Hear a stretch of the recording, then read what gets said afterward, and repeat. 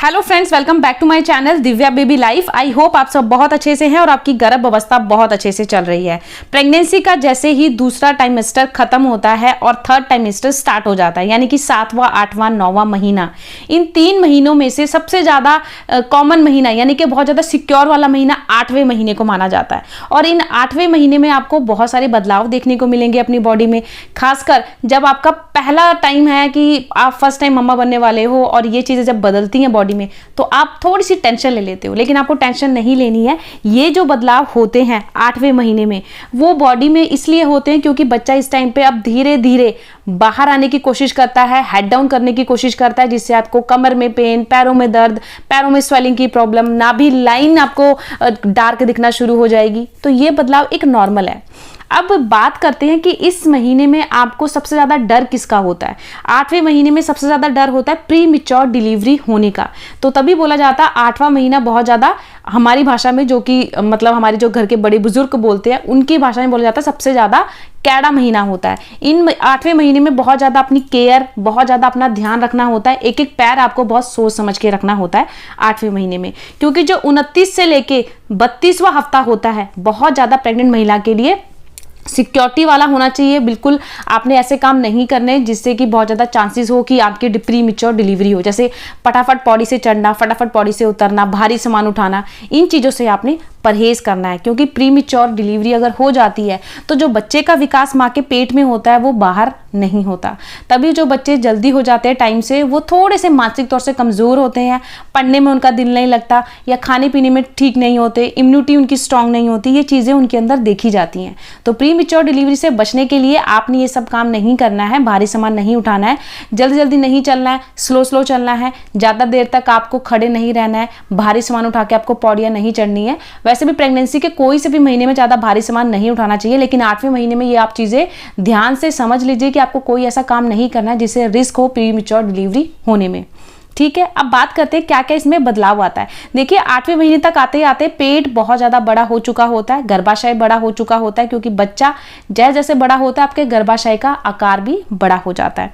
और इस महीने बेबी की जो बेबी बम जिसे बोला जाता है, उसकी शेप एकदम परफेक्ट दिखना शुरू हो जाती है कि वो गोल है या फुटबॉल के आकार में है या ऊपर की ओर उठा है या अंडाकार आकार में है।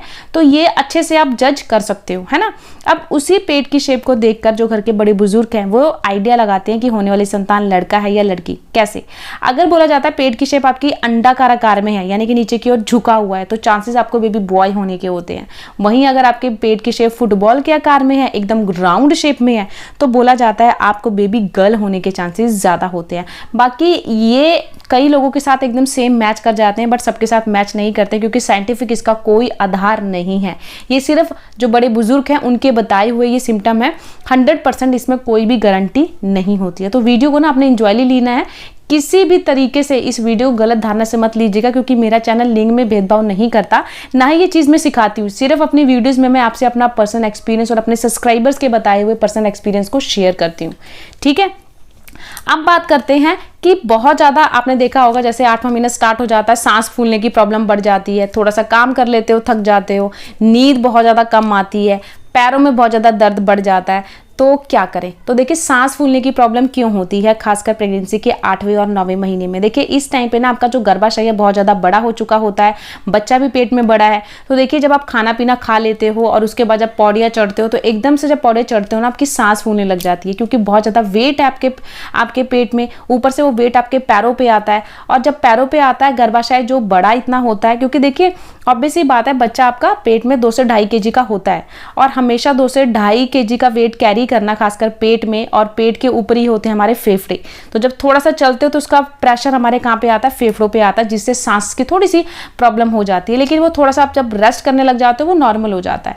तो थोड़ा बहुत अगर ये होता है तो ये नॉर्मल है, इसको देख के डरना या घबराना नहीं है कि मेरी सांस क्यों फूल रही है, कहीं कोई दिक्कत तो नहीं है। तो ये एक नॉर्मल साइन होता है। बट सांस बहुत ज़्यादा फूल रही है, सांस लेने में दिक्कत हो रही है, फिर डॉक्टर के पास जाओ, क्योंकि अगर आपको सांस लेने में दिक्कत है तो बच्चे को भी ऑक्सीजन लेवल ठीक से नहीं पहुंचेगा और बच्चे को भी प्रॉब्लम हो सकती है।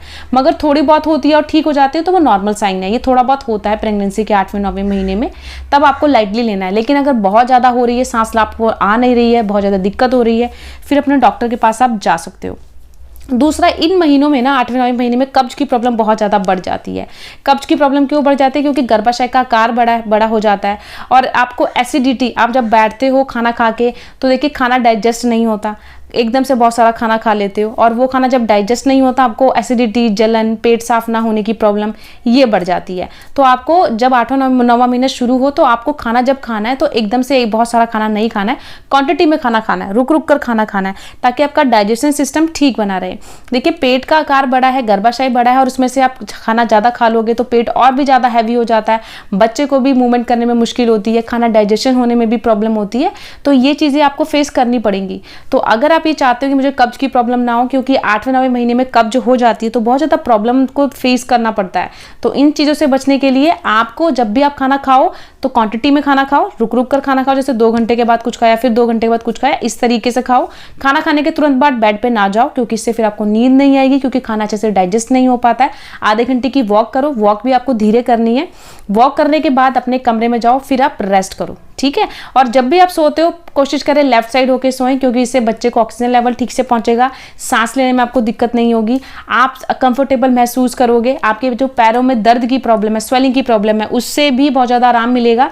क्योंकि 8वें 9वें महीने में तक आते आते ना पैरों में स्वेलिंग बढ़ जाती है कई महिलाओं में, क्योंकि जो वेट है वो पैरों पर आता है और इससे ब्लड अच्छे से सर्कुलेट नहीं हो पाता, फिर आपको पैरों में स्वेलिंग, ऐठन, दर्द ये सब फेस करना होता है। तो प्रेगनेंसी के 8वें 9वें महीने में ये चीज़ें हो रही हैं तो लेफ्ट साइड होकर ही सोएं, क्योंकि इससे डाइजेशन सिस्टम आपका ठीक हो जाएगा और डाइजेशन सिस्टम ठीक हुआ तो आपका पेट साफ होगा, पेट साफ होगा तो आपको भूख लगेगी, भूख लगेगी तो ऑब्वियस सी बात है बच्चा हेल्दी होगा। जब डाइजेशन सिस्टम ठीक नहीं होता, पेट साफ नहीं होता, कब्ज रहती है तो भूख नहीं लगती, खाना नहीं खाओगे, फिर वेट आपका लूज होने लग जाएगा। तो वो प्रेगनेंसी में गलत है, ऐसा नहीं होना चाहिए। अब महिलाएं कहती हैं हमें 8वें 9वें महीने में नींद नहीं आती, मैम क्या करें? तो सबसे पहली बात तो अगर आप सोने से पहले फ़ोन, टीवी, मोबाइल देखते हो तब भी नींद नहीं आती। दूसरा, अगर आप सोने से पहले बहुत ज़्यादा पानी पीते हो तब भी नींद नहीं आती, क्योंकि बार बार यूरिन जाने की प्रॉब्लम बढ़ जाती है इन महीनों में। क्योंकि क्या होता है जब बच्चा 8वें महीने तक हो जाता है ना 2-2.5 kg का, तो वो धीरे धीरे यूट्रस पे जोर पाता है और यूट्रस पे उसका भार आता है, जिससे आपका जो ये यूरिन का ब्लंडर होता है ना उस पर प्रेशर पड़ता है, तो आप बार बार यूरिन की प्रॉब्लम बढ़ती है। तो जब आप 8वां 9वां महीना शुरू होता है ना, पानी कोशिश करें 8 बजे से पहले पहले ही जितना पानी पीना है पी लो, क्योंकि 10 बजे तक आप सोते हो तो उस टाइम पे ज़्यादा पानी ना पियो, क्योंकि ज़्यादा पानी पियोगे तो ऑब्वियस सी बात है बार बार उठकर आपको यूरिन जाना होगा, फिर नींद खराब होगी, तो नींद डिस्टर्ब एक बार हो जाती है तो प्रॉपर नींद नहीं आती, और नींद आपको अच्छे से नहीं आती तो बच्चे का भी पेट में विकास अच्छे से नहीं होता। तो नींद आना बहुत अच्छी बात है। अगर नहीं आती नींद तो आप ये चीज़ें करें कि रात में सोने से पहले पानी ज़्यादा ना पिएं, 6-7 बजे तक जितना पानी पूरे दिन का पीना है आप पी लो।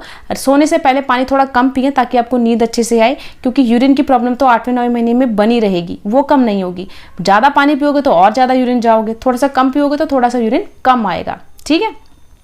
तो ये कर सकते हो। इसके साथ साथ आपके देखिए प्राइवेट पार्ट में, जैसे आपके नाभि के नीचे दर्द हो सकता है, कमर के पीछे दर्द हो सकता है, और इसके साथ साथ प्राइवेट पार्ट में हल्का सा प्रेशर महसूस हो सकता है। तो ये भी एक नॉर्मल साइन है, क्योंकि बच्चा इस टाइम पे बहुत बड़ा हो चुका होता है और वो पेल्विक्स में आना शुरू कर देता है, जिससे आपके पीठ में, पैरों में, कमर में ये दर्द होगा। तो ये नॉर्मल साइन है। और कई बार फॉल्स लेबर पेन भी होते हैं, जैसे आपको 4 घंटे में एक बार पेन आया, फिर 5 घंटे में आया, मतलब कई बार पेन आया आपके कमर में, पीरियड्स वाला पेन आता है कई बार। तो अगर ये थोड़ा सा पेन होता है और ठीक हो जाता है तो ये नॉर्मल साइन है, ये फॉल्स लेबर पेन होते हैं। बट ये फॉल्स लेबर पेन कब ये नॉर्मल लेबर पेन में बदल जाता है ये आपको पता नहीं लगेगा। पता कैसे नहीं लगेगा? जैसे पीरियड्स वाला पेन होता है उसका टाइम पीरियड कम होता जाता है, जैसे पहले 5 मिनट में दर्द आया, फिर 3 मिनट में आया, फिर 2 मिनट में आया, यानी कि ये लेबर पेन है। अगर आपका टाइम पीरियड कम होता जाता है दर्द का तो वो लेबर पेन है। अगर वो दर्द आपको एक दिन में 1 बार आया या 2 बार आया तो वो फॉल्स लेबर पेन है, फिर आपको डरना नहीं है। तो ये चीज़ें आपको फेस करनी होगी, इसे देखकर आपको डरना, घबराना बिल्कुल भी नहीं। तो ये सारी चीज़ें 8वें 9वें महीने में आपको होंगी, तो पहले से आपको पता लगेगा, तो आप डरेंगे नहीं, घबराएंगे नहीं। और गैस एसिडिटी से बचने के लिए खाना क्वांटिटी में खाओगे तो ये प्रॉब्लम आपको बिल्कुल नहीं होगी, ठीक है। तो आई होप आपको आज की वीडियो अच्छी लगी होगी। चैनल पे नए तो प्लीज़ चैनल को सब्सक्राइब करिएगा और इस वीडियो को जितना हो सके गर्भवती महिलाओं के साथ ज़्यादा से ज़्यादा शेयर करो ताकि वो भी इन प्रॉब्लम से बच सके। मिलती हूँ नई वीडियो में किसी नए टॉपिक के साथ, तब तक के लिए भी टेक केयर, बाय बाय।